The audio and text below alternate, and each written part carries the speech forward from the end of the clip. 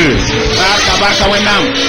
Excellent Père, dans cette année de percée surnaturelle, la victoire est notre héritage. Quoi que Satan fasse, quel que soit tout ce qu'il entreprend, nous disons que nous sommes plus que vainqueurs par Jésus-Christ.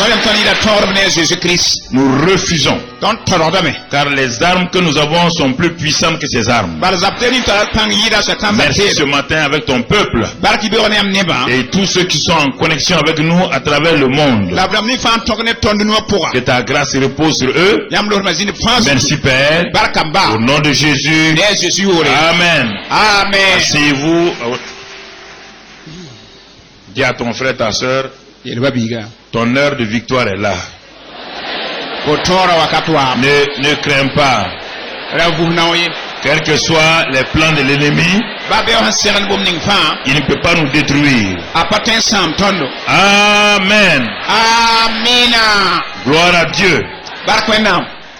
Ce matin, nous allons poursuivre ce que nous avons débuté la semaine dernière. Parce que si nous voulons des percées surnaturelles, nous devons écouter le Dieu du surnaturel qui nous donne les moyens et les voies pour y arriver.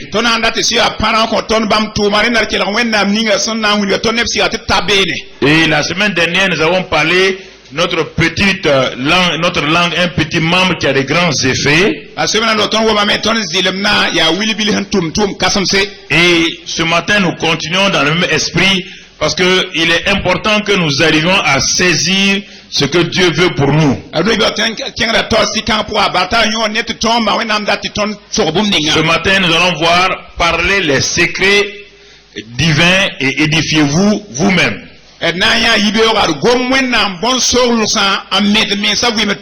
Parlez les secrets divins et édifiez-vous vous-même. C'est le titre de notre message de ce matin. Donc, si je veux m'édifier moi-même, je dois parler les secrets divins. Je crois que les techniciens, peut-être, ils sont un peu décalés par rapport à nous. Parler les secrets divins et édifiez-vous vous-même. Alors, nous avons vu depuis, disons, 2 ou 3 semaines les moyens que Dieu nous a donnés pour vivre dans la victoire. Parce que quand on dit victoire, cela veut dire qu'il y a un combat. Il n'y a pas de victoire là où il n'y a pas de combat. Jamais. Il n'y a pas de victoire d'une équipe sans match. Alors nous avons vu la Sainte Seine. Un des moyens que Dieu nous a donné pour célébrer dans nos maisons, célébrer dans nos églises, dans nos cellules, la victoire du Seigneur. Et tous ces messages que nous vous donnons, si ce n'est pas appliqué, ça ne sert à rien. Et il vaut mieux ne pas les suivre. Parce qu'il ne faut pas les suivre. Parce que si je veux aller être ingénieur et je m'inscris à l'école des ingénieurs, ce que les professeurs m'apprennent, je refuse de les appliquer, c'est que je n'ai pas envie d'être ingénieur. Parce qu'il n'y a pas un autre moyen pour être ingénieur que la voie et les enseignements que les professeurs sont en train de me donner. Alors, ce que je vous enseigne ces derniers jours-là, c'est des messages purement pratiques, simples, que même au début de votre vie chrétienne, vous devez avoir pour avancer.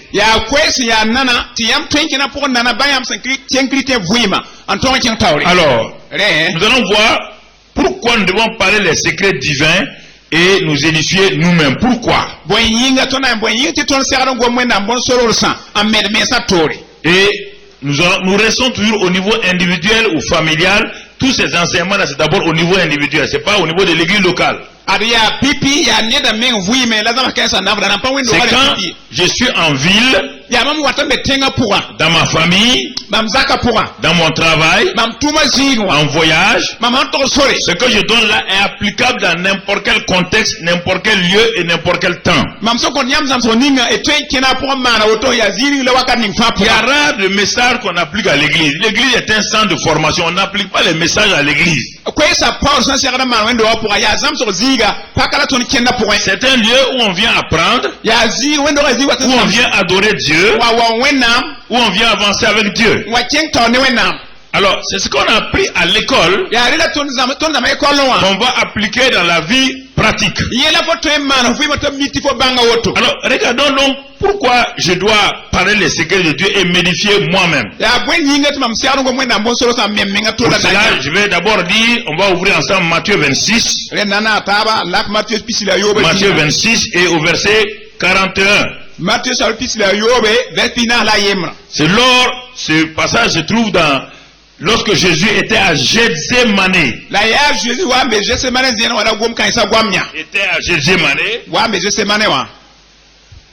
Le texte a été remis à la technique il y a 1 heure de temps. Matthieu 26, verset 41. Matthieu 26, verset 41. La Bible dit, veillez et priez afin que vous ne tombiez pas dans la tentation. Arrête-toi là-bas d'abord. Jésus me dit que les tentations sont normales, mais je ne dois pas tomber là-dedans. La tentation ne doit pas se transformer en acte de péché.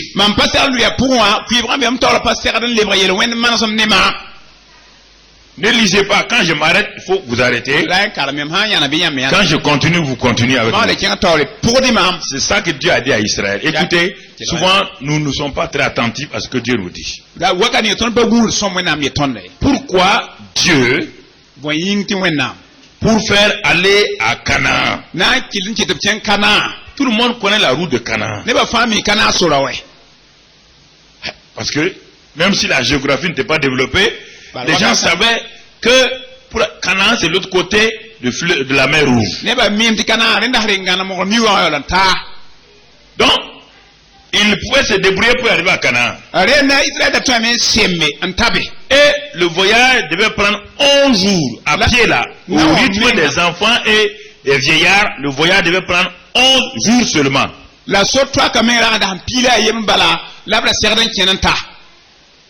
Et ils ont mis 40 ans. Ne fais pas ça pour que ta vie soit retardée 40 ans. Je te dis ce matin, écoute-moi attentivement. Sinon tu vas retarder ta vie et tu vas t'en prendre à Dieu. Voyage de 11 jours pour les enfants et les vieillards. Cela veut dire que les jeunes gens, les soldats, pouvaient le faire en 5 jours. Et ils ont mis 40 ans. Pourquoi ont-ils mis 40 ans? Parce que Dieu leur dit, le chemin qu'ils vont prendre là, naturellement ils le connaissent. Mais spirituellement ils ne le connaissent pas. Ils ne connaissent pas les dangers. Ils ne connaissent pas les ennemis qui sont sur la route. Et c'est pourquoi lui, il va leur donner la colonne de feu, la colonne de nuée. Il dit, chaque fois que vous verrez la colonne bouger, c'est moi Dieu même qui bouge. Quand la colonne s'arrête, c'est moi Dieu qui connais le chemin là qui s'arrête. Donc vous devez vous arrêter, marcher, non pas selon votre connaissance, non pas selon une carte géographique, mais selon la révélation et mon mouvement à moi. C'est-à-dire que Dieu dit, vous ne pouvez pas vaincre dans la vie là sans la communion avec le Saint-Esprit. Car dans la colonne de feu et de nuée là, c'est la présence même du Saint-Esprit. Il dit vous ne pouvez pas. Vous ne pouvez pas arriver à Canaan. Parce que la route là est parsemée de dangers, de toutes sortes de pièges. Alors c'est pourquoi quand je vous parle parfois, il faut m'écouter attentivement ce que je dis. Mais pourquoi le grand Dieu là va dire à des gens de le suivre? Parce qu'il connaît le lendemain. Il connaît ce que vous ne savez pas. Il voit ce que vous ne voyez pas. Il sait ce qui vous attend demain après-demain. Et si vous êtes attentif à lui, vous êtes sûr et certain, vous allez en tout cas beaucoup de choses, vous allez les éviter.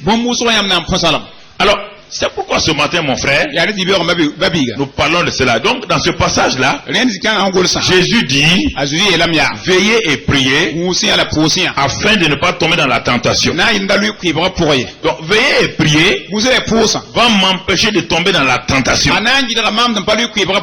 je ne veille pas, je ne prie pas, je tomberai dans la tentation, dit Jésus. Premier élément. Donc on va avancer maintenant, deuxième partie du verset. La deuxième partie du verset dit, car l'esprit est bien disposé, mais la chair est faible. La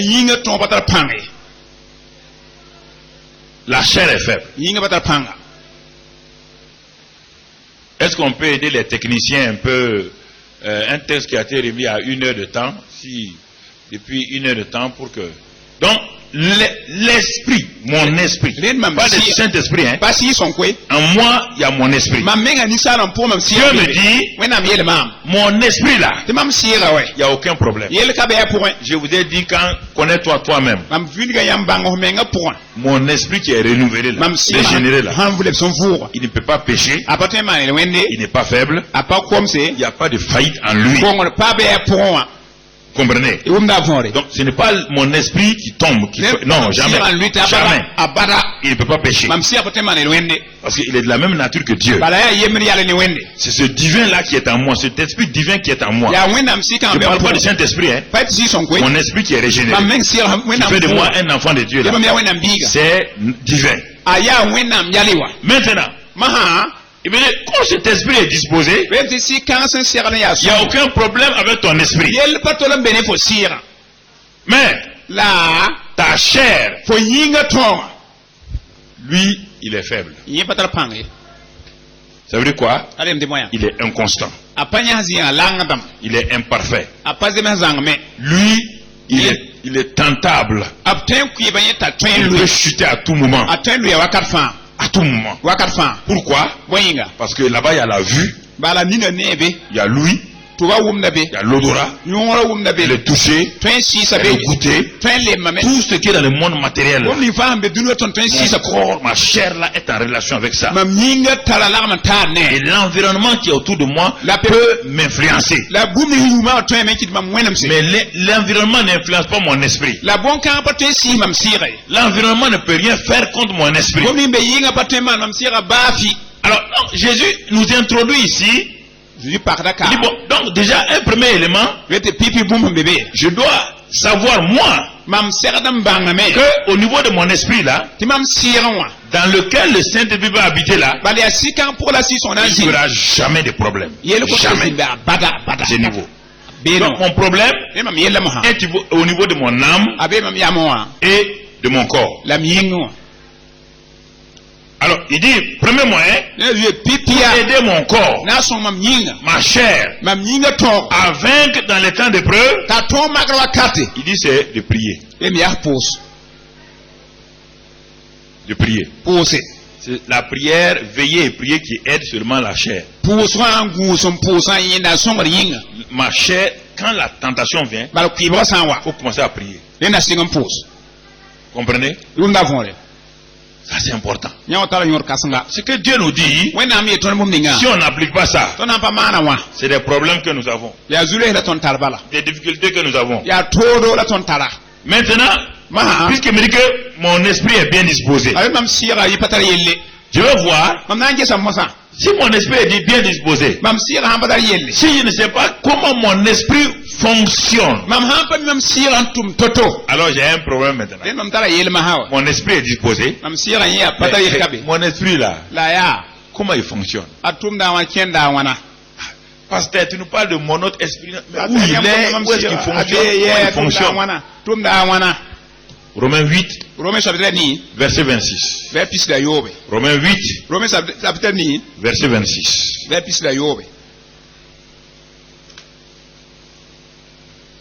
Romains 8, verset 26.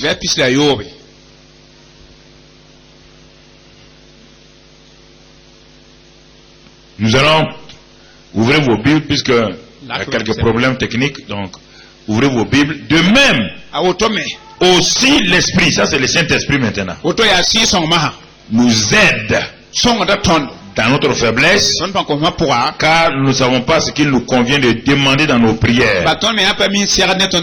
Mais l'Esprit lui-même intercède par des soupirs inexprimables. Tu as lu ce passage-là plusieurs fois, tu n'as pas saisi ce que ça veut dire. Arrêtons-nous là. Ici, on parle de notre esprit. Dans Matthieu 26, on parle de mon esprit. Ici, on ne parle pas de mon esprit. On parle du Saint-Esprit.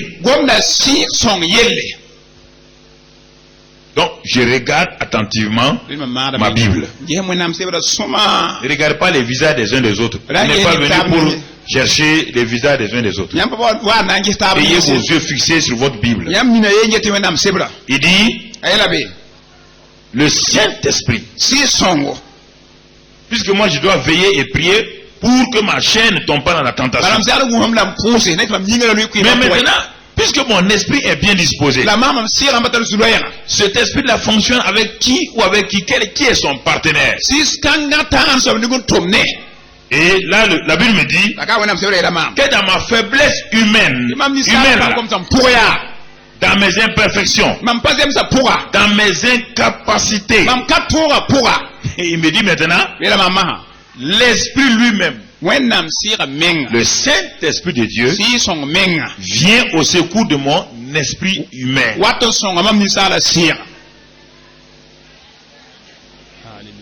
C'est pourquoi il est venu en moi. Écoutez attentivement le message pour vous aider à vous en sortir. Donc le Saint-Esprit est venu habiter en moi dans un seul but, pour m'aider.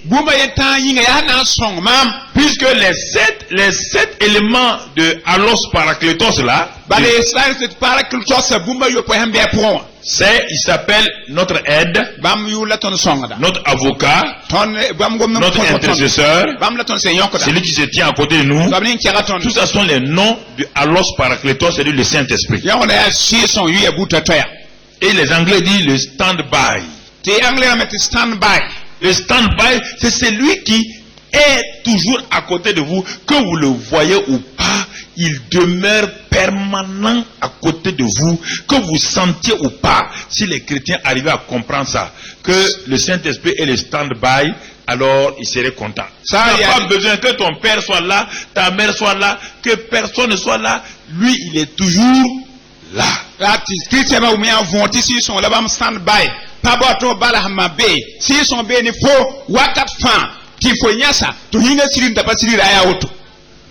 Alors, il dit ici que il est venu. Pourquoi? La plupart des gens ont lu la suite du verset 26 là. Parce que quand il dit d'avoir vos yeux fixés dessus, lisons à partir du quart là. Et regardez bien le quart là. Je le lis pour que vous l'entendiez. Car nous ne savons pas ce qu'il nous convient de demander dans nos prières.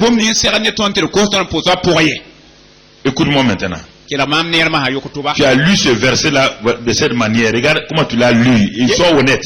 Nous ne savons pas comment prier. C'est ça qui est dit ici. C'est ça qui est dit. Non, lisez vos Bibles là. Et souvent vous lisez vos Bibles, vous modifiez toute la parole de Dieu. Lisez votre Bible.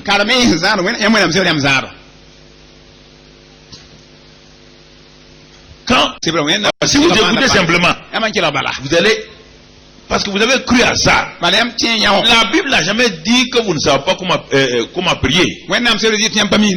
Ici là, non.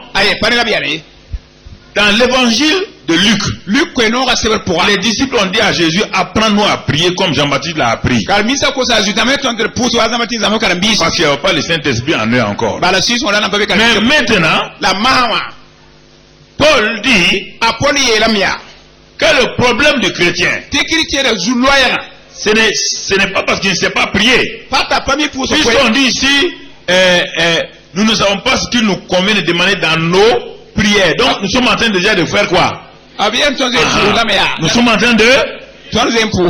Mais le problème, c'est que nous ne savons pas ce qu'il nous convient de demander. C'est le problème de la plupart des chrétiens. Il prie, mais sans, il prie hors sujet. C'est pourquoi ils ne sont pas exaucés. Aucun étudiant n'a jamais réussi avec un sujet qu'il a traité hors sujet. Ça ne peut pas réussir. Ce n'est pas parce que vous avez une feuille blanche, vous avez écrit sur la feuille blanche qu'on va vous donner un point. Si vous êtes hors sujet, c'est 0. Donc la Bible nous dit ici, la plupart des enfants de Dieu sont hors sujet quand ils viennent prier.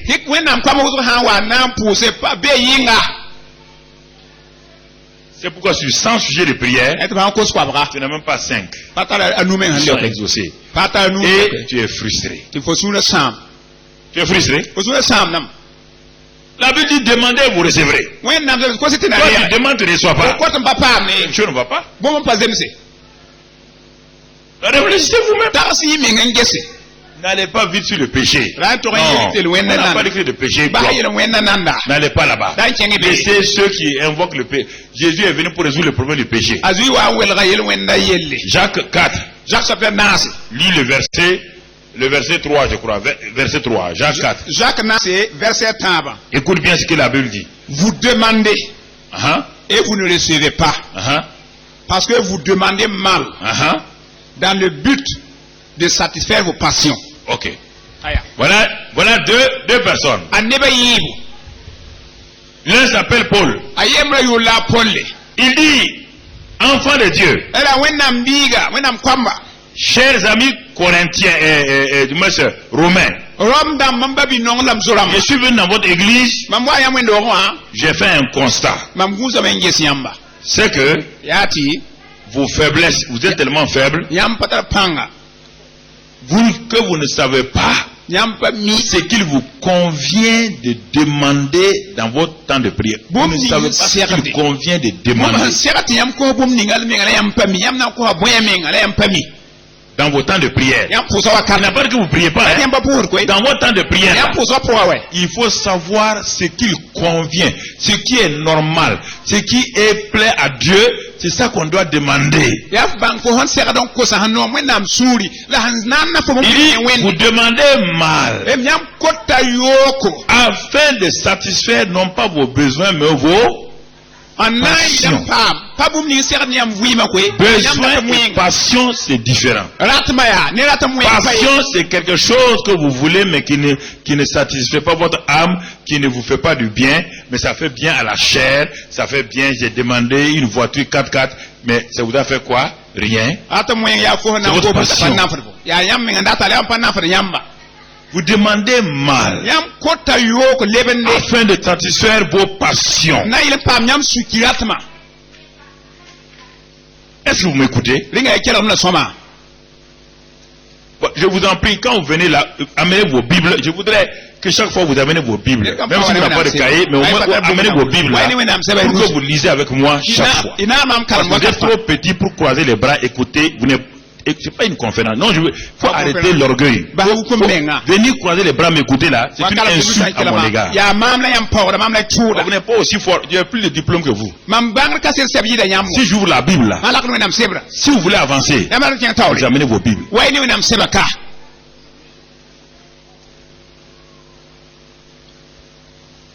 Sinon vous êtes des gens, vous venez simplement. Vous voulez satisfaire votre... C'est-à-dire que vous venez parce que si on ne vient pas à l'église le dimanche, on est culpabilisé. Non, vous venez parce que dans votre travail que vous faites là, vous êtes parti avec sérieux apprendre. Parce que vous voulez devenir informaticien. Et vous voulez devenir informaticien. Vous voulez devenir un chrétien vainqueur? Venez, ouvrez votre Bible. C'est le livre du fabricant. La Bible, c'est le livre du fabricant. De même que celui qui a fabriqué l'ordinateur là, il a un document qui accompagne l'ordinateur. De même que celui qui a fabriqué l'homme là, il a un document qui dit, si tu suis ça, voilà comment tu vas fonctionner. Et comme toi, c'est pas toi qui as fait, tu as mis des gens pour t'enseigner. C'est pourquoi celui qui va à l'école d'informatique là, il y a des professeurs. Mais si vous allez à l'école d'informatique, croisez les bras, sans rien écrire, sans rien noter, sans rien lire, est-ce que vous allez réussir? Vous allez réussir?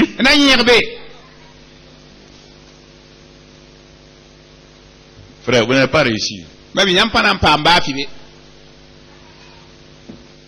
Vous allez vous contenter d'une vie chrétienne monotone. Il y a des gens qui aiment la vie chrétienne monotone. Oh, on est parti à l'église, le message était bien. Le message peut faire quoi?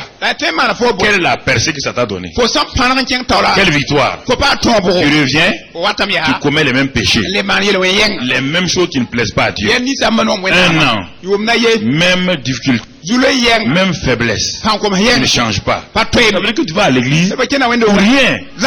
Les ventilateurs sont à l'église comme toi aussi. C'est pour nous aider. Prenons au sérieux quand tout ce que nous voulons faire là, faisons de tout cœur. De tout cœur. De tout cœur. Faisons les choses de tout cœur. C'est ce qui plaît à Dieu. Jacques me dit, Paul, tu as raison. Tu as raison. Parce que j'ai vu ce que j'enseigne là, ils demandent mal afin de satisfaire uniquement leur passion.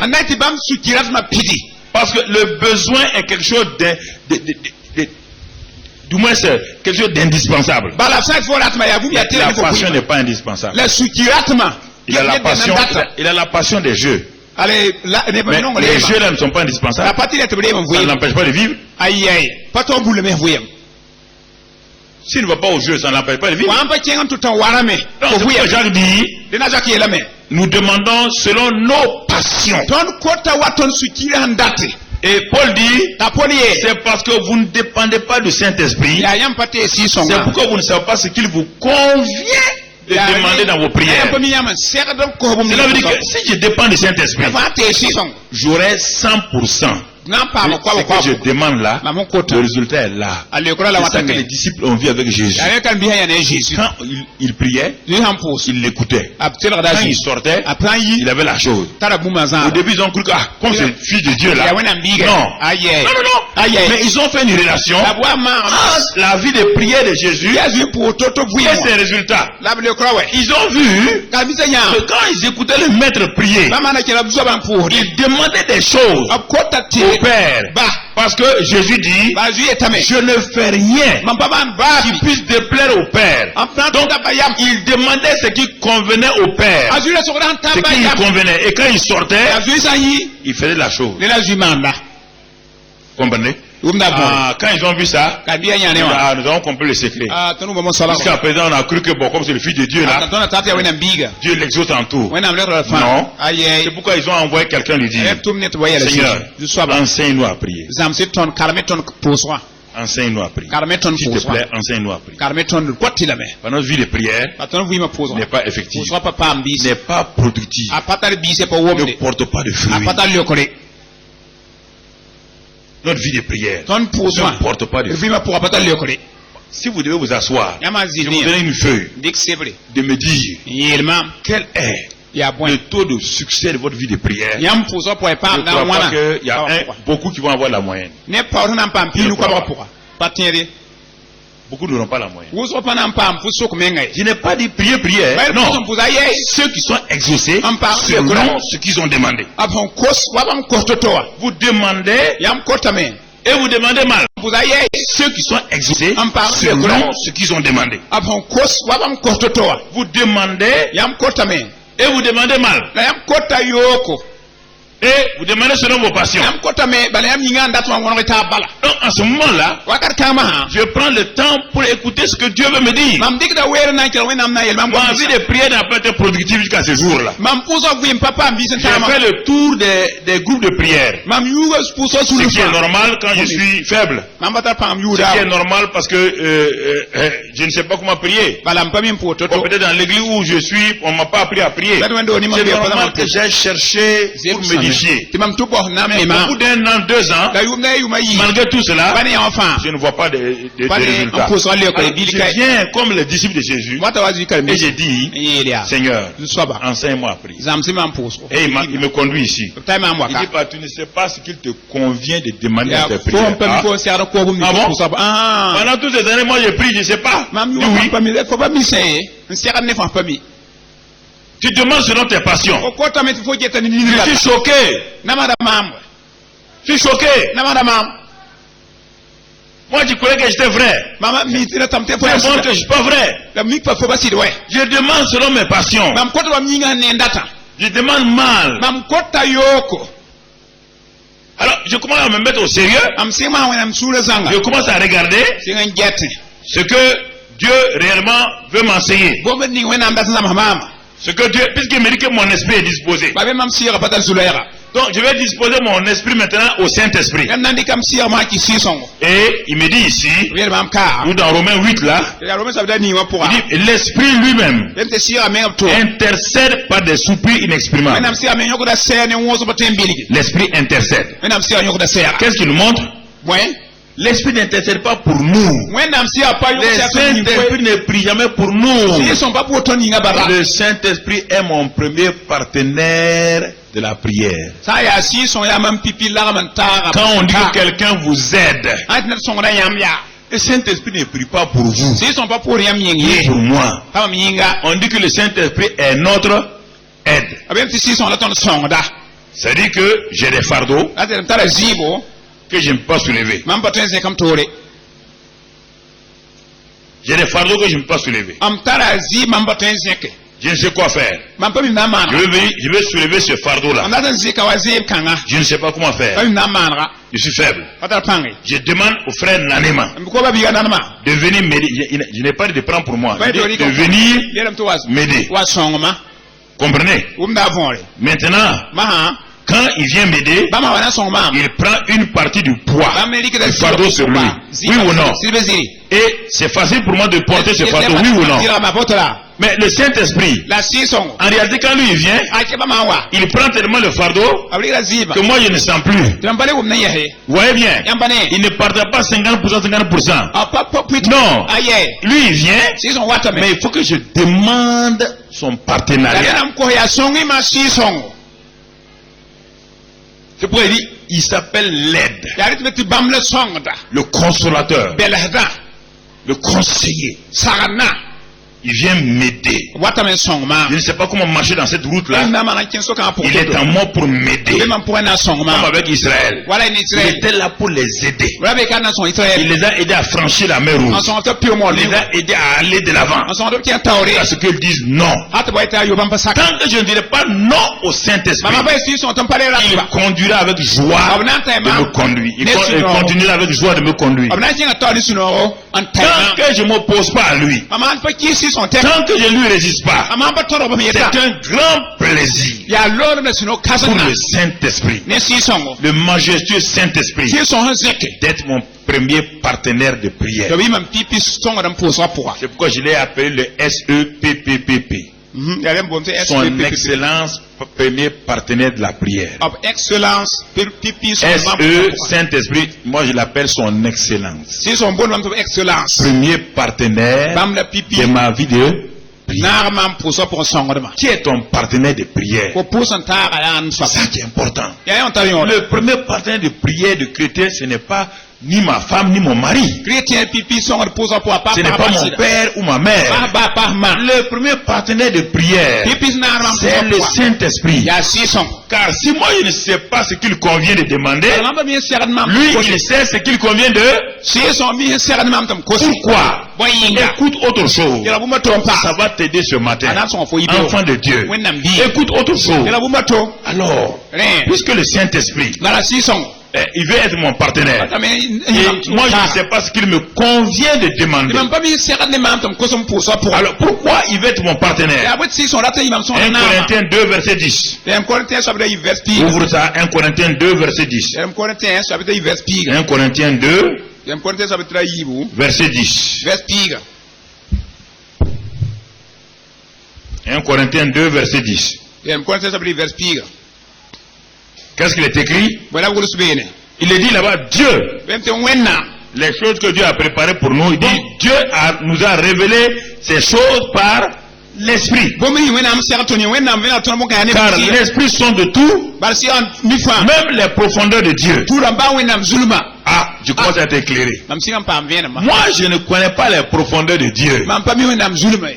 Je ne connais pas les pensées de Dieu. S'il vous plaît, si vous m'écoutez ce matin, vous n'allez plus avoir peur de prier et la prière ne sera pas un effort pour vous. Vous resterez à genoux, couché dans votre lit et vous allez prier simplement en partenariat avec le Saint-Esprit. On me dit que l'Esprit est venu pour m'aider dans ma vie de prière, surtout concernant ce qu'il me convient de demander à mes prières. Moi je veux parler à Dieu. Je ne connais pas les profondeurs de Dieu. Et Dieu me dit ne t'inquiète pas. Je ne connais pas mes profondeurs. Je ne connais pas mes pensées. Moi je t'ai donné quelqu'un qui connaît mes profondeurs, qui connaît mes pensées. Il s'appelle le Saint-Esprit. Tu ne lui parles jamais. On ne prie pas le Saint-Esprit. Tu ne communiques pas avec lui. Tu es là, Seigneur, je veux ça. Je veux le succès. Quelle sorte de succès tu veux? Tu penses qu'il faut faire un projet? Allez dire à Dieu un projet. Allez demander à Dieu de bénir le projet. Si ce projet ne convient pas au cœur de Dieu, Dieu ne bénira pas le projet malgré tout ce qui apparemment semble être bien. Peuple de Dieu, commencez à accepter de vous aligner sur ce que Dieu veut. Le Saint-Esprit sont les profondeurs de Dieu. Donc, le Saint-Esprit et le Papa se connaissent. Ils sondent, lui le Saint-Esprit sonde. C'est écrit dans le cœur de Papa bon Dieu. Donc, ce que tout le Papa bon Dieu veut pour toi là, le Saint-Esprit le connaît. Écoute maintenant l'autre complément. Retournons dans Romains 8 là. Saint-Esprit sonde. Retournons dans Romains 8. Qu'est-ce que Papa bon Dieu aussi fait? C'est pourquoi je dis, si tu amènes ta Bible, tu vas comprendre. Qu'est-ce que Papa bon Dieu fait? Romains 8, 27 maintenant. Et il est dit ici, celui qui sonde les cœurs connaît quelle est la pensée de l'Esprit. Le Saint-Esprit connaît quoi? Il sonde quoi? Le Saint-Esprit sonde quoi? Les profondeurs de Dieu. Quand on dit Dieu, on parle de qui? De Papa, oui ou non? Donc le Saint-Esprit sonde les profondeurs de Dieu. Et le Père, là-bas, qu'est-ce qu'il fait? Lui, il connaît la pensée de. Tu peux avoir une équipe aussi imbattable que ça. C'est si simple. Au lieu de dire, moi, bénis ça, bénis. Dieu ne bénit pas les choses. Hein. Dieu bénit ce qui vient de son cœur. cherche d'abord à savoir si ça c'est le cœur de Dieu. Regardez, les deux sont d'accord. Et le troisième fil c'est qui? C'est Jésus. Si la corde à trois fils ne seront jamais. La corde à trois fils c'est qui? D'un côté Papa bon Dieu, de l'autre côté le Saint-Esprit, et au milieu qui? Jésus. Maintenant au nom de Jésus, puisque le Père et le Saint-Esprit sont d'accord, quand tu demandes au nom de Jésus, les deux font quoi? Dieu exécute.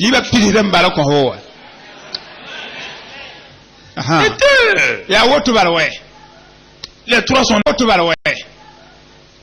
d'accord. Le Père, le Fils et le Saint-Esprit sont d'accord. Ta vie de prière là ne porte pas de fruits. Quand tu demandes des choses que toi-même tu veux seulement, Dieu te demande, tu veux ça pourquoi? Et d'ailleurs, la plupart des gens, les enfants demandent des choses. Quand vous les donnez, 10 jours après, vous trouvez ça dans la poussière. Oui ou non? Alors, vous voulez que Papa bon Dieu est comme ça? Il demande des choses qui ne seront pas utiles. Tu as vu quelqu'un avoir une voiture, tu veux une voiture. Tu donnes ça. Dans 3 ans, tu veux une nouvelle voiture. Dans 3 ans, tu veux une nouvelle voiture. Papa bon Dieu n'est pas là pour jouer comme ça. Nos maisons sont remplies de petits objets que les enfants nous ont fait pression. Ils ont pleuré, roulé à terre, demandé. Quand on a donné, une semaine plus tard, tu trouves ça cassé quelque part. Donc,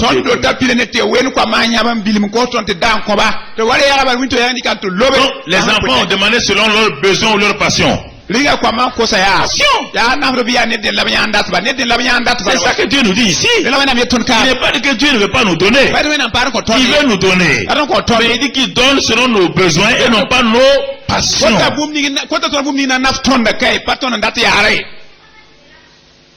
Même les jeunes papas là. Il a fait des choses à ton enfant. Il a joué avec ça 2 jours. 3e jour, il a fait quoi? Il a jeté. Et puis il réclame quoi encore? Autre chose. C'est ça que Dieu nous dit. Ne soyons pas comme ces bébés là, en train de réclamer des choses qui ne sont pas utiles. Non. Quand Dieu donne quelque chose, ce n'est jamais suivi de chagrin. Si Dieu t'élève, directeur général, le monde entier n'a qu'à faire ce qu'il veut. Tant que le temps de Dieu n'est pas arrivé, personne ne peut te déboulonner.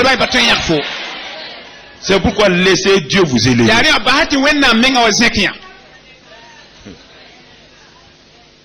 Le Saint-Esprit. Regardez, Saint-Esprit. Regardez comment c'est simple. C'est si simple. Mais nous ne voulons pas. Nous voulons quelqu'un. On veut forcer Dieu. Est-ce qu'il y a un homme sur la terre qui peut forcer Dieu? Il faut prier. Prophète. Le prophète veut faire quoi? Faire quoi? Rien.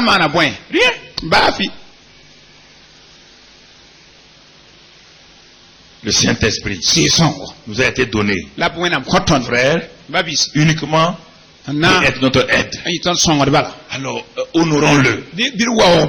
Ils sont de tout. Et le Père aussi connaît quelle est la pensée de l'Esprit. Parce que c'est selon Dieu que le Saint-Esprit intercède en faveur de qui? Des saints. Les saints de qui? Ceux qui sont morts là. C'est nous. Tu n'es pas saint par acte, tu es saint par naissance. Tu as compris? Quand tu es saint, déjà tu vois tes péchés avant-hier. Tes péchés d'avant-hier n'enlèvent pas ta sainteté. Tu comprends? Tu suis maintenant, hein? Parce que les gens sont... Quand on dit saint, il parle de quelqu'un d'autre, pas moi. Hein? On est saint par naissance. Pas par acte. C'est le saint qui agit dans la sainteté maintenant. Le manguier produit des mangues. Mais s'il n'est pas manguier, accidentellement on peut aller accrocher des manguiers sur un oranger. Mais est-ce que ça va produire des mangues? Voilà, donc nous sommes saints par naissance. Par le Saint-Esprit étant en toi, tu es quoi? Saint. Voilà. Donc ne veux pas te braquer sur des choses, mais tu es un saint imparfait, ou bien qui est désobéissant. C'est ça le problème. Le diable aime ça. Il aime les saints désobéissants. Ça c'est différent. Toi tu es saint, mais tu refuses ta sainteté. Tu veux vivre dans la médiocrité. Satan aime ça. Il sait qu'il est saint. Il veut vivre comme ça. Laissez-le vivre. Parce que il va avoir des problèmes avec Papa bon Dieu. Moi j'étais saint aussi. Moi Lucifer. J'étais saint. Mais en désobéissant là, j'ai perdu ça. Ne crois pas parce que Dieu t'a dit que tu es saint que tu dois abuser de la sainteté. Le Saint-Esprit, le grand Saint-Esprit, il connaît, il sonde les profondeurs de Dieu. Papa bon Dieu dit oui, Saint-Esprit, je connais tes pensées parce que tu veux intercéder en faveur des enfants de Dieu, de mes enfants. À cause de ça, si mes enfants là s'attachent à toi, écoutez le message. Il n'est pas un message de wourourou. Il ne faut pas vous laisser tromper. Les messages, écoute-moi, c'est l'eau douce là qui est plus importante que les tornades qui passent, qui détruisent tout sur l'eau. Il y a des messages tornades. Il y a des pluies douces. La pluie douce là, elle pénètre profondément. La tornade enlève l'alluvion, enlève tout et laisse le sol rouge. Écoutez-moi ce matin. Si vous voulez avancer, avancez avec des pluies douces. La pluie de l'arrière-saison. La pluie qui fait mûrir. Les plantes là, n'est pas fort. Ça va détruire tous les fruits. C'est une pluie douce. Et nous sommes dans cette période-là. Dieu veut envoyer sur nous une pluie douce. Une pluie de paix. Une pluie qui vous permet de cueillir tous vos fruits. Et de vous avancer, d'aller de l'avant. De poser sa main sur vous. De vous conduire. De vous bénir. Mon frère. Que Dieu te bénisse. Seigneur, merci. Mon frère. Korabashindro tokubahanda. Ritiki braba kondulo tokubrikam babahada skinda. Raidisko ridiki braba kandos kubrinda. Père, je sais que ce que tu as enfoui dans cet homme, l'ennemi veut empêcher que cela sorte. Donne-moi tes deux mains.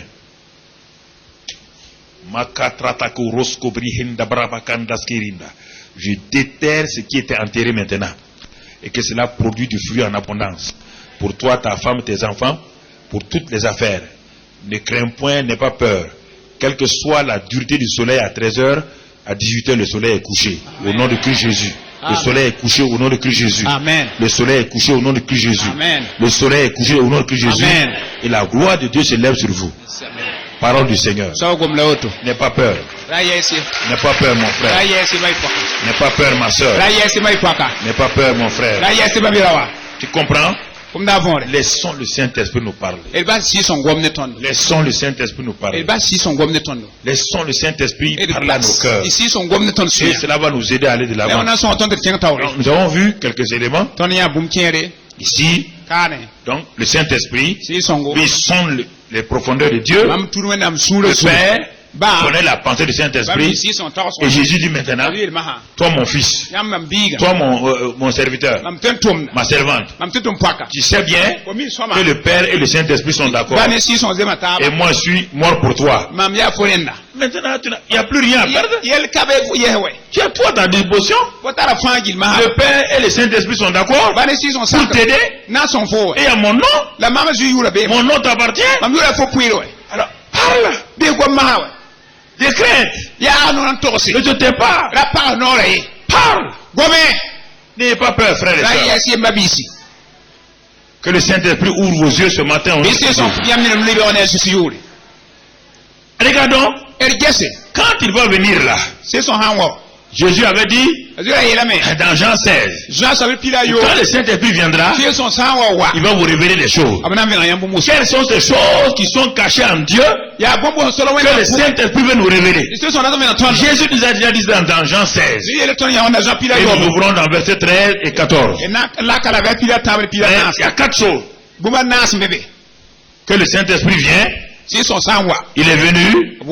Jésus a déjà prophétisé qu'il doit venir. Et quand il est venu, voilà ce qu'il est venu pour faire. Donc Jean 16, verset 13. Regardons ce qu'il dit. Il dit le Saint-Esprit, quand le consolateur sera venu, l'Esprit de vérité, premièrement, il vous conduira dans toute la vérité. Comprenez? Alors, toute la vérité. C'est ça qu'il dit là. Tu ne sais pas ce que dit ma fille. N'aie pas peur.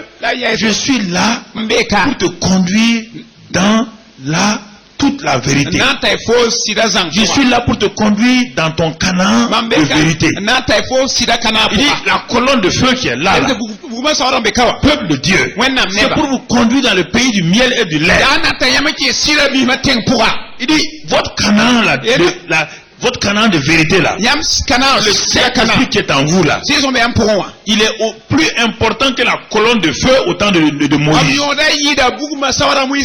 Il vous conduira dans toute la vérité. Toute la vérité. Mais avec ça, je suis ébloui, je suis bouleversé. Ébloui et bouleversé. Ce n'est pas fini. Il me conduit dans toute la vérité. Pourquoi? Et car il ne parlera pas de lui-même, mais il dira tout ce qu'il aura entendu. Tout ce qu'il aura entendu. Et donc deuxième chose, le Saint-Esprit parle de lui-même. Est-ce que Jésus parlait de lui-même? Jésus parlait de ce qu'il a entendu où? Chez qui? Le Saint-Esprit entend ce qu'il a entendu de qui? Jésus. Vous entendez? Vous comprenez? Ah, je veux Jésus. Le Saint-Esprit est la voix de Jésus aujourd'hui. Quand Jésus était sur la terre, la voix du Père sortait par qui? Par qui? Le Saint-Esprit. Qui transmettait la voix du Père? Jésus. Jésus dit aujourd'hui, je m'en vais. Quelqu'un d'autre va venir. Lui aussi, il est mon porteur. Mais si tu ne communiques pas avec le porte-parole, si on te dit que un président va parler dans tel endroit et qu'il ne vient pas, il envoie son porte-parole à cet endroit-là pour parler. Si tu ne vas pas là-bas, tu vas connaître la volonté du président. Le Saint-Esprit nous a été envoyé comme le porte-parole de Jésus, le roi des rois, qui veut te parler. Le roi des rois te dit, c'est important, je veux te parler. Mais tu dis non, je ne veux pas ta présence. Comment tu vas parler à qui? Il n'y a qu'un seul porte-parole. Un porte-parole. On dit voilà le porte-parole du gouvernement. Le porte-parole du gouvernement, il dit la pensée du gouvernement. On dit que le Saint-Esprit est le porte-parole donc de la divinité aujourd'hui. Comme Jésus l'était en son temps. Prenez ces choses-là, allez vous asseoir, s'il vous plaît. Ne courez pas, asseyez-vous et commencez à regarder. Vous allez découvrir ce que j'ai découvert quand j'étais jeune comme vous. Je n'ai pas découvert ces choses-là maintenant. Quand j'étais à l'université, j'étais assis comme vous aussi à l'église. On ne m'a même pas prêché ça. Mon pasteur ne savait pas ça. Ce que je vous dis là, il ne savait même pas. Vous ne connaissez même pas le tiers de ce que je connaissais. Il est venu ici, il nous a dit. Mais toi, moi je t'ai enseigné, mais où tu as appris tout ça là? C'est comme ça. Si mon pasteur n'a pas su ce que moi je sais, et que moi j'étais en avance sur mon pasteur, ça veut dire que vous aussi, vous devez être en avance sur moi un jour. Dites amen. Je vous enseigne pour que vous puissiez être mieux que moi. Oui ou non? Pour que je sois émerveillé de vous. Quand je suis assis, où tu as eu ça? Mais papa, toi, tu as parlé comme ça, non? C'est ça. C'est ça le rôle d'un papa. C'est de s'asseoir, voir son enfant. Hein? Voici un papa. Il jouait dans l'équipe de Brousse. Dans une équipe de football de Brousse. Il n'a jamais dépassé la 8e division. Jamais. Jamais. Il avait son enfant qui le suivait. Il dit à l'enfant là, voilà comment il faut amortir. Voilà comment il faut faire. Lui, il n'a pas été là où il doit être. Il aspire que son enfant soit quoi? Plus que lui, non? Il apprend l'enfant. Un jour, on dit, Coupe du Monde. Son fils est dans l'équipe. Le papa est quoi? Il va aller s'asseoir pour porter le maillot de ce de qui? Et il va faire savoir à tout le monde que le buteur là c'est qui? Caméra ici. Ok, c'est pas fini. Et quand son fils prend la balle, l'autre équipe est en train de dominer. Ils sont 1-1. La coupe du monde est posée. L'enfant là prend la balle. Il regarde son papa. Il dit papa. Il prend la balle. Il amortit. Il dribble. Il feinte. Il dribble. Il feinte. Il tire. Le but de la victoire. Le papa céleste, c'est mon fils. C'est mon fils. C'est mon fils. Alléluia. Que vous soyez des fils supérieurs comme cela. Que ce que Dieu m'a donné de faire, vous fassiez 5 fois. Soyez encouragés. Mon rôle est de vous enseigner. Pas que vous soyez comme moi. Que vous soyez plus que moi. Mata Krabaskoria Handa. Otokobri Handa. Alléluia. Moi, c'est maintenant que il y a beaucoup de choses sur le Saint-Esprit que je connais. Vous voyez bien? C'est vers la fin que moi je connais les choses. Et ce que moi je connais vers la fin, vous c'est votre début. Donc ça veut dire quoi? Que quand vous allez arriver à mon âge là,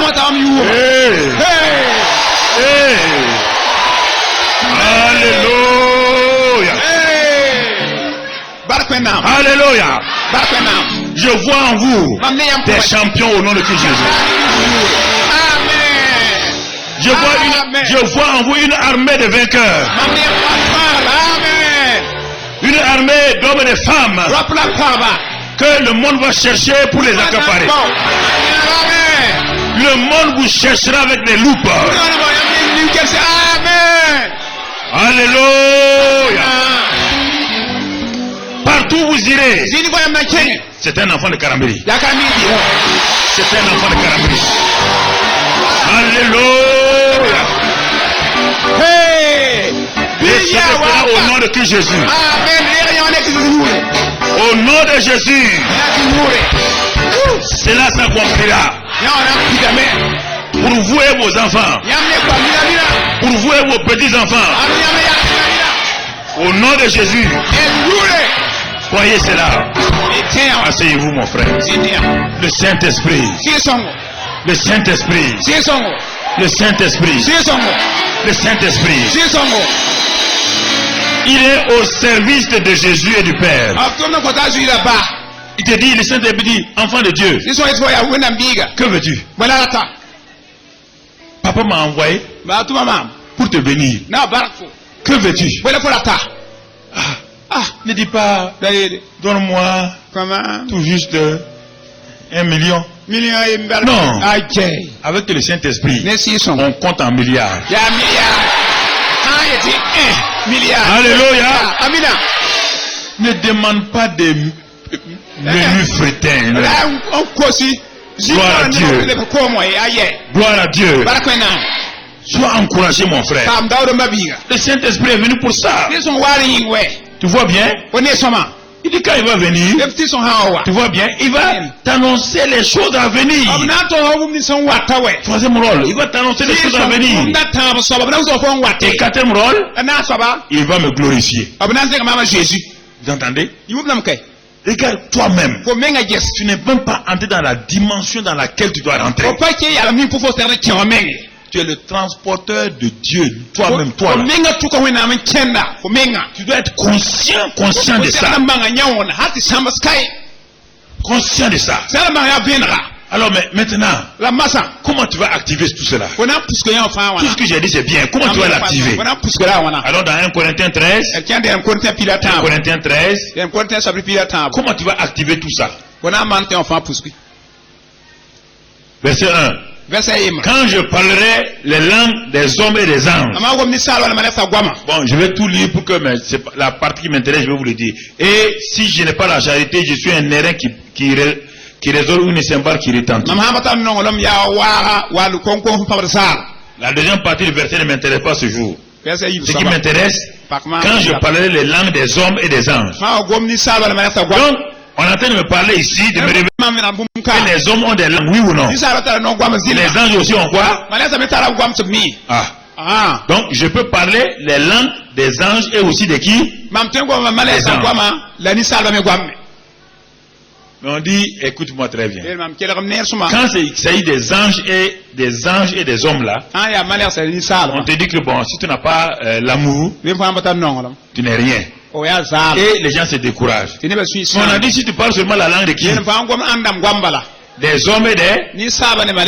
Ok. Mais il y a une autre langue, non? C'est la langue de qui? Du Saint-Esprit. Est-ce qu'on peut parler la langue du Saint-Esprit sans l'amour? Le Saint-Esprit qui parle à travers toi, il a déjà répandu quoi en toi? Mais les anges n'ont pas d'amour. C'est pourquoi tu peux parler leur langue, des langues merveilleuses, mais il n'y a pas de soubassement d'amour. Les hommes n'ont pas d'amour. Tu peux parler l'anglais, le français, le russe et être méchant. C'est pourquoi, si tu parles ces langues-là, la langue des hommes et des anges là, sans l'amour, il n'y a rien. Mais tu ne peux pas parler le langage du Saint-Esprit sans l'amour. Avant que le Saint-Esprit te fasse parler, il a déjà répondu en toi quoi? L'amour. Romains 5. Il a répondu en toi quoi? L'amour. Voyez ça. Il a déjà répandu, il ne va pas répandre. Le Saint-Esprit a répandu dans nos cœurs l'amour. Alors, puisque l'amour est répandu en moi, donc je veux voir les anges, acte 2, verset 4. Regardez tous ces gens-là. C'est pourquoi quand Jésus a dit à Pierre, il dit à Pierre, c'était avant la Pentecôte. La parole de Dieu est extraordinaire. On va pas lire ça. Je vais d'abord faire une parenthèse avant d'aller à acte 2, 4. Avant que Pierre puisse manifester l'amour dans les évangiles, dans Jean en particulier, Jean 20 je crois, quand Pierre a trahi Jésus, il était découragé, non? Il était tellement découragé que Pierre lui-même s'est exclu des disciples de Jésus. Quand Jésus est ressuscité, et que quand Marie de Magdala est partie à la tombe pour aller donc embaumer le corps de Jésus, elle a vu un ange. L'ange lui a dit ceci dans l'évangile de Marc. Il dit Marie de Magdala, va dire aux disciples de Jésus et à Pierre. Comment? L'homme qui était le chef des disciples là, maintenant on dit d'aller dire aux disciples qui et ensuite à qui? Donc ça veut dire que est-ce que Pierre était parmi les disciples encore? Est-ce que Dieu l'a mis au dehors? Mais quand on trahit comme ça, est-ce qu'on peut penser qu'on peut être disciple? Il s'est exclu lui-même des disciples. Quand Jésus l'a appelé, Dans Jean 20 maintenant. Jean s'appelle Pissi. Il dit, mais les disciples étaient là. Pierre était là, renfermé sur lui-même. Jésus n'a pas dit, est-ce que tu es disciple? Il a posé une question à Pierre. M'aimes-tu? Mais est-ce que Pierre pouvait répondre? Pierre était un homme. Il n'a pas la langue des hommes. Est-ce que dans la langue des hommes, est-ce qu'il y a l'amour? C'est pourquoi Pierre dit que lui ne sait pas. Il dit, bon Seigneur, je t'aime. Il a dit ça pour parler. Mais l'amour qu'il a utilisé là, il n'a pas utilisé l'amour de Dieu. Il a utilisé l'amour philéo. Oui ou non? Mais le jour de la Pentecôte, ce Pierre-là, qui ne savait même pas comment sentimentaliser Jésus, a plus pour raison de l'aimer. Il est rempli du Saint-Esprit. Quand le Saint-Esprit est descendu sur Pierre, le Saint-Esprit a répondu quoi d'abord? L'amour. Quand on devait tuer Pierre maintenant, il a dit quoi? Il a dit crucifiez-moi comme Jésus. L'homme qui a fui devant une femme dit aux gens maintenant, crucifiez-moi comme Jésus. Et s'il vous plaît, ne me crucifiez pas la tête en haut, crucifiez-moi la tête en bas. Qu'est-ce qui s'est passé? L'amour des hommes qui a échoué. L'amour des anges qui a échoué. L'amour du Saint-Esprit est venu. Pierre est rempli du Saint-Esprit. Il est rempli d'amour. Maintenant il peut résister. C'est pourquoi ici, frère, regardez très bien. N'essayez pas d'aimer Dieu par votre propre force. Il n'y a ni vous ni moi qui ne pouvons pas aimer. Tout ce que vous dites, j'aime Dieu là. Quel est le verbe que vous voulez utiliser? Vous aimez Dieu avec quel amour? C'est ça. Vous ne pouvez pas aimer Dieu comme votre mari. Hein? La preuve que si votre mari vous fait quelque chose, vous faites 3 jours sans lui parler. 3 jours vous le boudez. Donc vous boudez Dieu aussi 3 jours. Non. L'amour de Dieu ne boude personne. L'amour de Dieu ne peut pas bouder quelqu'un. Il est répandu dans nos cœurs. Dieu a tant aimé le monde. Quel monde? Le monde qui l'insultait. Le monde qui le haïssait là. Dieu a prouvé son amour en prenant son fils unique. Écoutez-moi, c'est toi qui as tué Jésus. Quand vous voyez les films de Jésus là, vous vous mettez à pleurer. C'est vous qui l'avez tué. Vous avez tué Jésus. Vous avez crucifié Jésus. Pourquoi vous pleurez? Vous pleurez pourquoi? Vous êtes un criminel. Le père a pris son type, il l'a crucifié, il l'a frappé. Quel est le problème? Le papa, il a pris son propre fils, il l'a tué. Comme il a dit à Abraham, que tuer Isaac là. C'est la même chose. C'est les serviteurs là qui ont tué, qui devaient égorger Isaac. Qui devait égorger Isaac? C'est Abraham. Qui a tué Jésus? Mais Dieu l'a tué pour qui? Pour toi et moi maintenant. Pourquoi tu pleures? Le type est mort pour toi. Au lieu de chanter, jouer, il est mort. Jésus a dit, ne pleurez pas sur moi, pleurez sur vous-même. Arrêtez d'être senti. C'est pourquoi je n'aime pas voir les films sur la passion de Christ. Parce que ça suscite simplement des sentiments. Vous voyez tout le monde assis.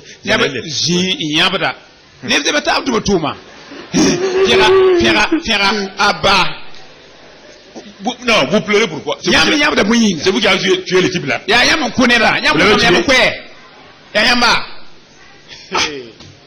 Quelqu'un qui est assis au ciel, il a décidé de tuer son fils pour vous. C'est lui qui a décidé. Il a frappé son fils. Il a pris vos péchés. Il met sur son fils. Vos misères. Il met sur son fils. On a dit Alléluia. Donc vous voulez dire que Dieu est criminel alors? Ça c'est l'amour de Dieu. Comprenez? Si vous avez cet amour-là, plus personne ne peut vous condamner. Qui va vous condamner? Dieu qui a payé un si grand prix, qui peut vous condamner? Qui est juste sur cette terre pour vous condamner? Qui? Qui accusera les élus de Dieu? Qui le condamnera? Christ est mort, bien plus il est. Et il est assis. Et il fait quoi? Il intercède. Des garanties par vous. Des garanties comme ça là. Vous devez vous réjouir. Vous devez vous réjouir. Réjouissez-vous, frère. Réjouissez-vous. Comprenez? Donc, acte 2, 4, il dit, là-bas, il dit qu'ils furent tous remplis du. Et il s'est mis à parler. Selon qui? Selon que l'Esprit le donnait. Donc, la langue que les pierres ont parlé, c'est la langue de qui? On a 3 langues maintenant. La langue des hommes, la langue des anges, puis la langue de qui? Ah bon, okay. Voyons maintenant. Laissons la langue des hommes. Elle a échoué depuis Babylone. La langue des anges, comme vous n'êtes pas ange, restez tranquille. Il sait que quelqu'un dit, ah Seigneur, donne-moi. Je comprends la langue des anges. Quand on parle de quelque chose, ils sont à côté.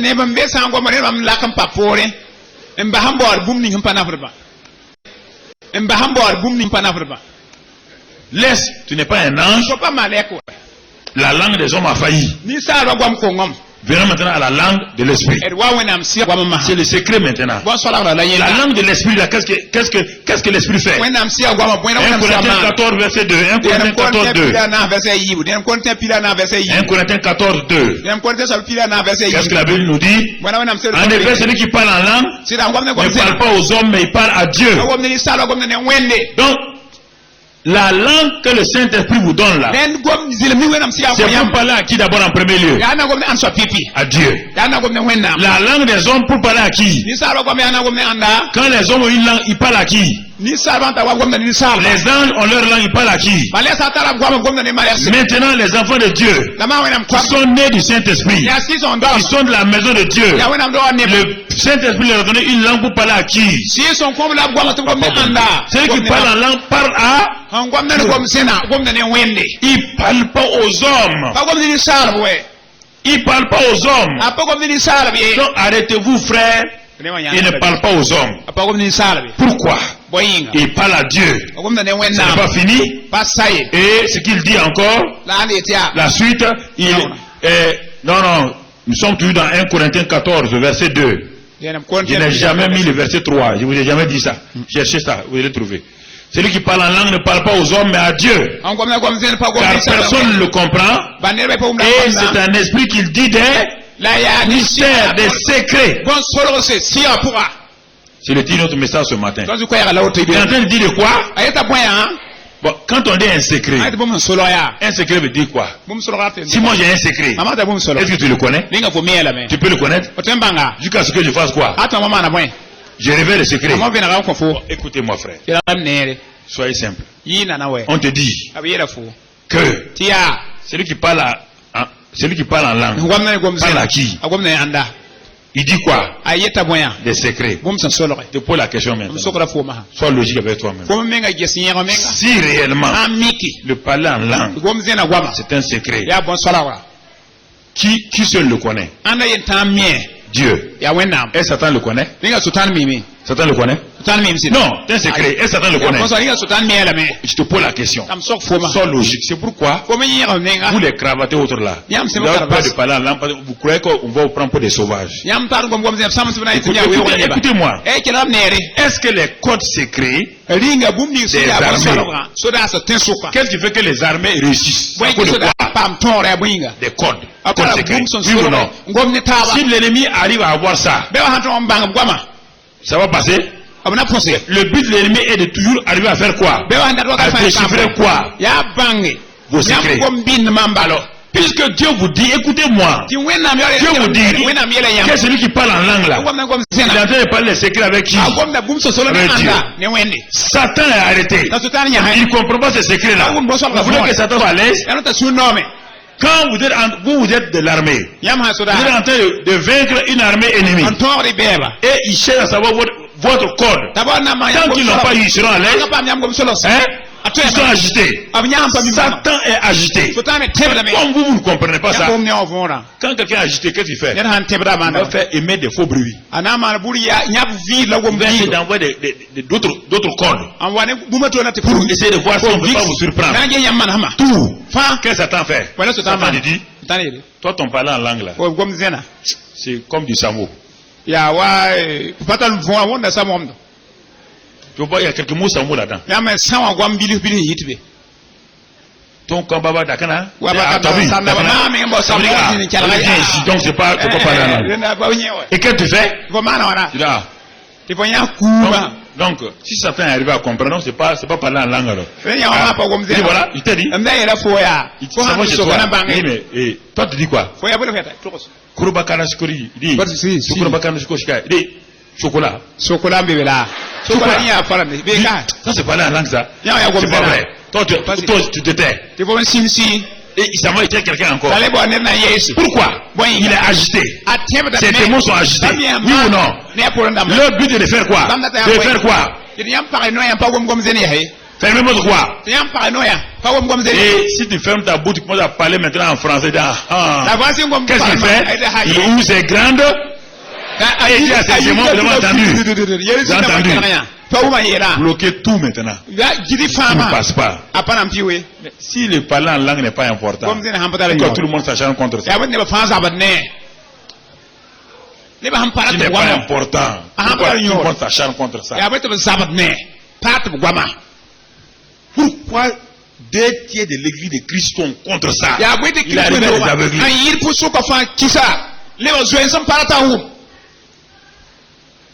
Pourquoi? Pourquoi toi-même qui es au centre là, tu es contre ça? C'est ça. Réfléchis. Toi, tu as un code secret. Tu es en train de téléphoner. Tu es en train de téléphoner à ton directeur commercial. Et ton produit marche très bien. Tu es en train de téléphoner à ton directeur commercial. L'ennemi met en place un réseau pour arriver à capter ce que tu es en train de communiquer à ton directeur commercial. Mais le langage que tu utilises là, c'est un langage simple. Peut-être tu es en train d'utiliser N-M-O-P-T, des choses simples comme ça. Mais pourtant c'est un quoi? Est-ce qu'un intellectuel peut découvrir ça? Est-ce qu'il peut découvrir? Quand tu dis chaud, krabakando, c'est tellement simple. Il sait pas ce que tu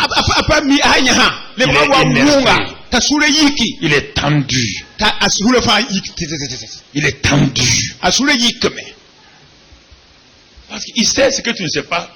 Tu ne sais pas ce qu'il te convient de demander. Ton mari est en danger. Tu ne sais pas ce qu'il te convient de demander. Tu dois demander quoi? Tu te lèves le soir ou la nuit, tu as un fardeau sur le cœur. Tu sens qu'il y a un danger quelque part. Tu dois prier quoi? Tu dois prier en langue. Tu es en train de communiquer à Dieu. Tu es en train de parler à Dieu. Et en ce moment-là, le Saint-Esprit et le Père sont en train de communiquer. En faveur de qui? Ce que tu es en train de dire. Et puis à un moment donné, tu as la paix, la joie. C'est que tu es exaucé. Oui ou non? Dans 2 jours, 3 jours, on va te téléphoner. Tu sais, l'enfant te téléphone. Maman, il y a 5 jours là, j'ai failli mourir. Mon enfant, attends, je vais te dire. À quelle heure? À 3h du matin, Dieu m'a réveillé. Il a mis sur mon cœur un fardeau. J'ai prié, j'ai eu la paix. À l'enfant dit, mais c'est à cette heure-là. C'est ça le secret. Que vous ne savez pas. Vous voulez prier en français. En anglais, c'est bien. Mais vous ne priez pas en langue. Les choses les plus secrètes. Les guerres sont toujours gagnées pour des codes. Si une armée a laissé déchiffrer ses codes, c'est une armée qui est déjà vaincue. Ils n'ont qu'à avoir toutes les armes, ils n'ont qu'à avoir tout. C'est pourquoi le prophète Élisée a pu percer les codes du roi de Syrie. Le roi de Syrie était dans sa chambre. Il a réuni son état-major. On va attaquer Israël ici. On va attaquer là. Dans sa chambre. Mais Élisée a assis chez lui en Israël, en Samarie. Par le Saint-Esprit, il est arrivé à capter tous les messages du roi de Syrie. Et il dit au roi d'Israël, il ne va pas ici, il va passer là. pose une embuscade ici, ils vont passer là. Chaque fois, le roi de Syrie a convoqué son état-major. Il y a un espion parmi nous. Il y a un espion. Quelqu'un qui révèle. Il y a un soldat qui a dit non, il n'y a pas d'espion.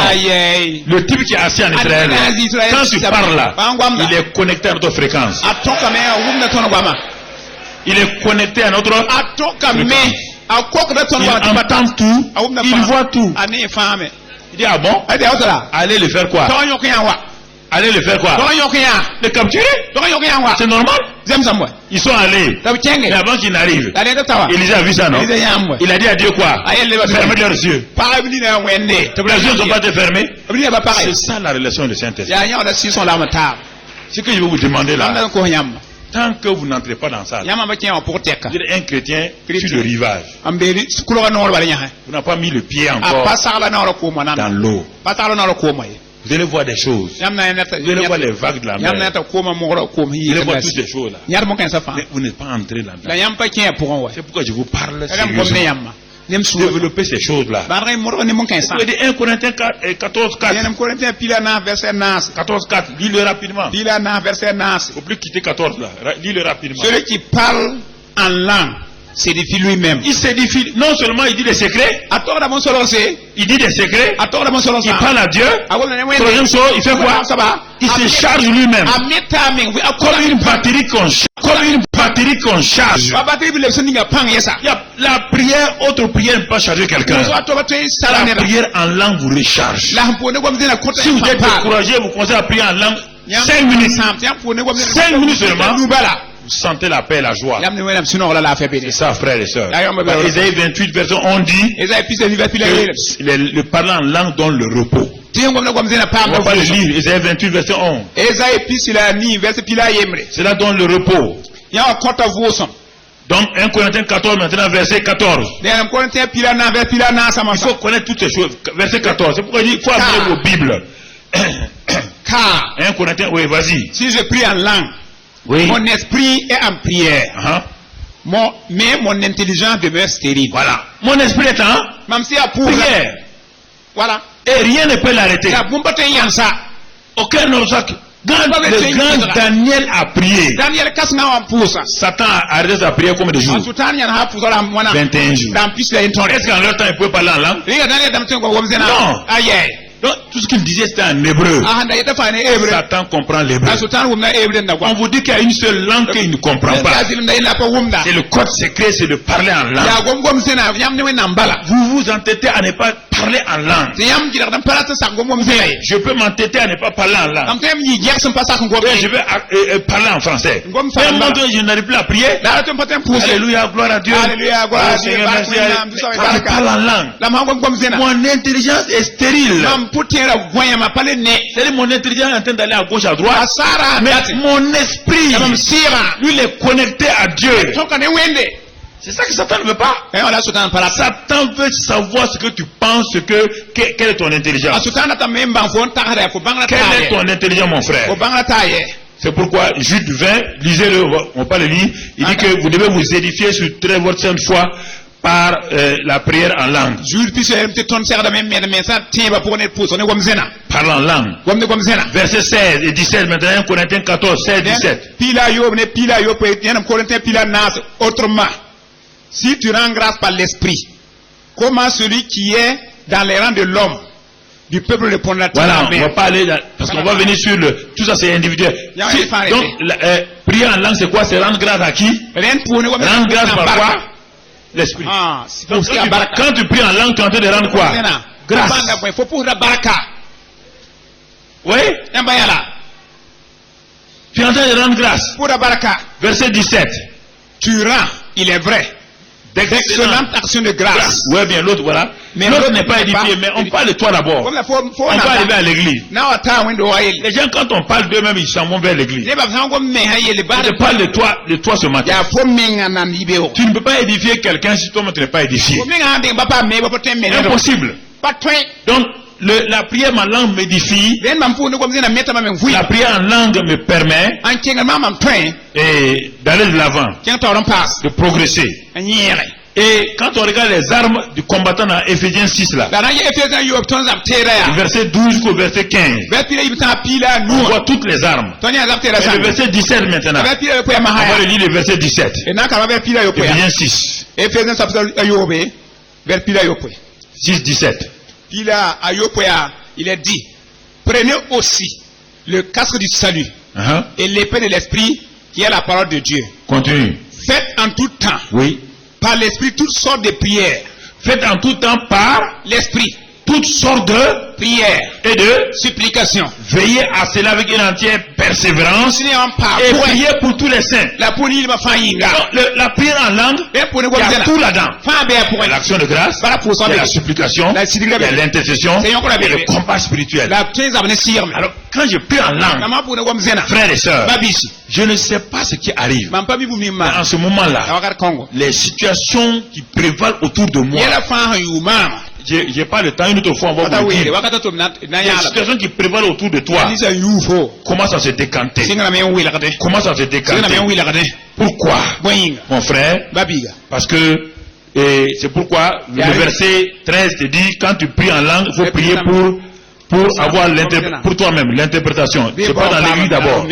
C'est pourquoi celui qui parle en langue prie.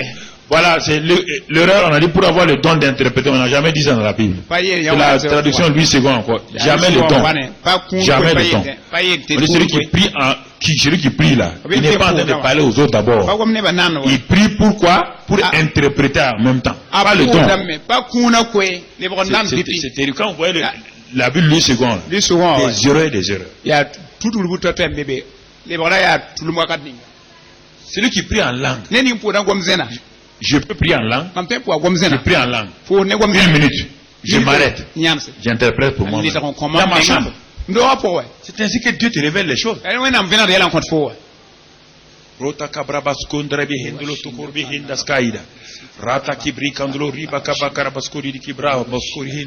Tu t'arrêtes? Oui, mon enfant, n'aie aucune peur. Cette situation, elle est contrôlée. Je vais te conduire. N'aie aucune peur.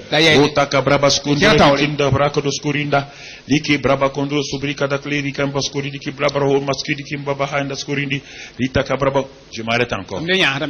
Oui, ce que j'ai prévu, je vais te le montrer pas à pas, afin que tu ne tombes pas dans un esprit d'orgueil. Je vais te révéler pas à pas, si tu prends du temps dans ma présence, pour chercher ma face, je te parlerai.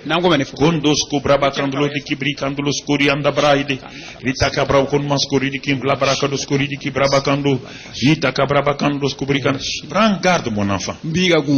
Car tu vas rencontrer dans ton chemin ces pièges. Mais je te dis comment les éviter.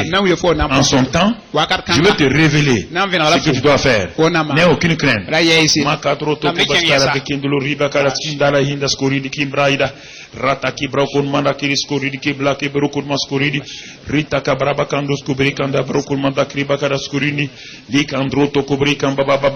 N'étais-je pas dit, quand tu me priais, que le temps va venir?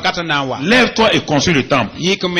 Construis le temple de 3000 places. Car le temps est venu maintenant. J'ai tout rassemblé. Je suis sorti de ma chambre en vitesse. C'est comme ça que j'ai fait. Quand il dit sors maintenant, allez-y construire. J'ai fermé ma Bible là. Je suis sorti. J'ai convoqué Zala. Fais-moi un bâtiment. Décide-moi. Pourquoi? Parce que tu es venu. J'ai convoqué le comité. Ils sont venus. Parce que Dieu m'a parlé dans mon temps de prière en langue. Je prie en langue, je m'arrête, j'interprète pour moi. Quand on va arriver à l'église, on le verra. C'est le don d'interpréter. Tout le monde n'a pas le don d'interpréter.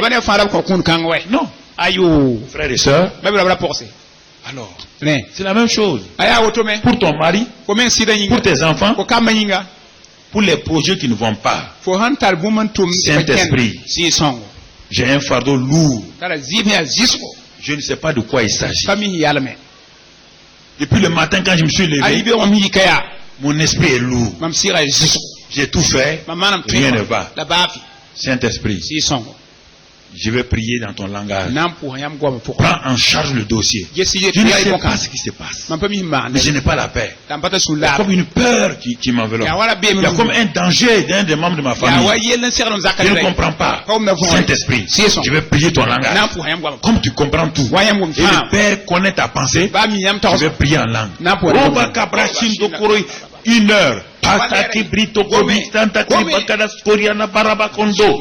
Et puis à un moment donné, la paix. Je ne suis pas tout intelligent. Comment ça va venir? Ça veut dire que ma prière a fait quoi? A franchi. Je suis rentré dans une percée surnaturelle. La paix de Dieu vient dans mon cœur et je m'assois. Je m'assois. Et j'attends. Dans quelques jours, soit quelqu'un me téléphone, quelqu'un vient me voir, il parle la chose. Et j'écris toutes ces choses. C'est ça qu'on fait.